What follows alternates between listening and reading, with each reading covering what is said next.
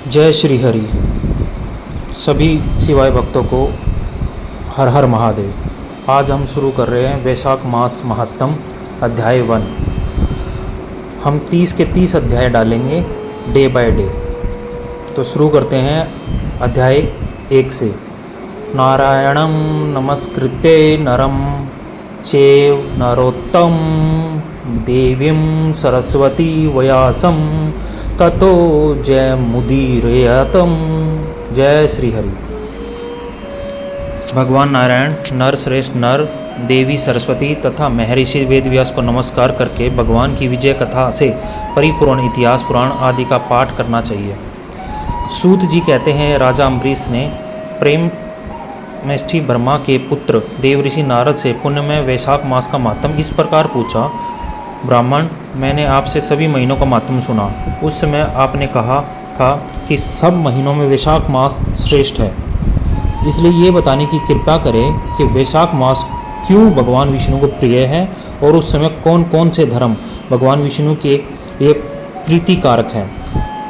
नारद जी ने कहा, वैशाख मास को ब्रह्मा जी ने सब मासों में उत्तम सिद्ध किया है। वह माता की भांति सब जीवों को सदा अभीष्ट वस्तु प्रदान करने वाला है। धर्म, यज्ञ, क्रिया और तपस्या का सार है। संपूर्ण देवताओं द्वारा पूजित है। जैसे विद्याओं में वेद विद्या, मंत्रों में प्रणव, वृक्षों में कल्प वृक्ष, धेनुओं में कामधेनु, देवताओं में विष्णु, वर्णों में ब्राह्मण, प्रिय वस्तु में प्राण, नदियों में गंगा जी, तेजों में सूर्य, अस्त्र, समुद्रों में चक्र, धातु में सोना या स्वर्ण, वैष्णव में शिव, रत्नों में कौस्तुभमणि, उसी प्रकार धमक साधन भूत महीनों में वैशाख मास सबसे उत्तम है। संसार में इसके समान भगवान विष्णु को प्रसन्न करने वाला दूसरा कोई मास नहीं है। जो वैशाख मास में सूर्योदय से पहले स्नान करता है उससे भगवान विष्णु निरंतर प्रीति करते हैं। पाप तभी तक गरजते हैं जब तक जीव वैशाख मास में प्रातःकाल जल में स्नान नहीं करता।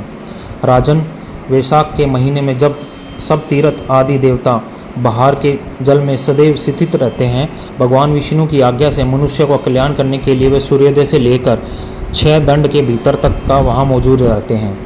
वैशाख के समान कोई मास नहीं, सतयुग के समान कोई युग नहीं, वेद के समान कोई शास्त्र नहीं और गंगा जी के समान कोई तीर्थ नहीं। जल के समान दान नहीं, खेती के समान धन नहीं और जीवन से बढ़कर कोई लाभ नहीं। उपवास के समान कोई तप नहीं, दान से बढ़कर कोई सुख नहीं, दया के समान धर्म नहीं, धर्म के समान मित्र नहीं, सत्य के समान यश नहीं।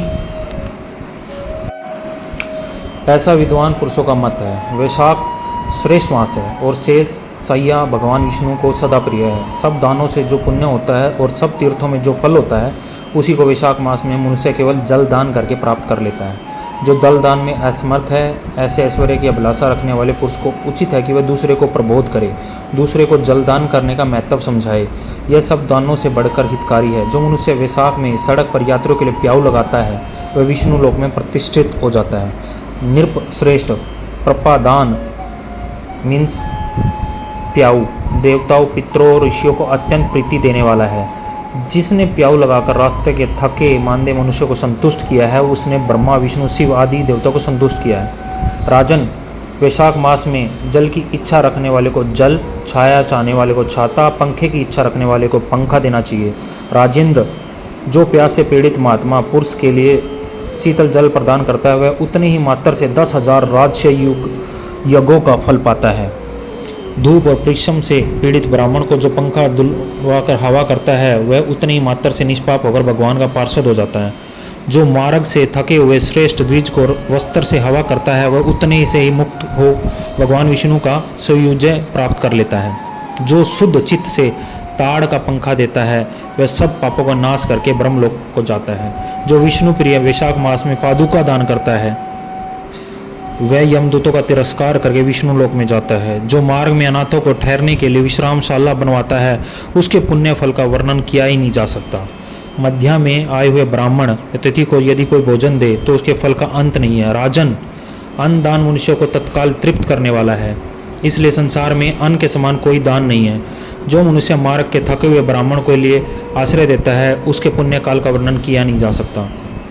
भूपाल जो अन्नदाता है वह माता पिता आदि का विश्रमण करता है, इसलिए तीनों लोकों के निवासी अन्नदान की प्रशंसा करते हैं। माता और पिता केवल जन्म के हेतु पर जो अन्न देकर पालन करता है मनीषी पुरुष, इस लोक में उसी को पिता कहते हैं। जय जय श्री हरि।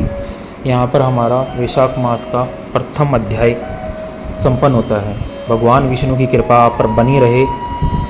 कृपया करके हमारे इस चैनल शिवाय भक्त को लाइक करें वीडियो को और चैनल को सब्सक्राइब करें।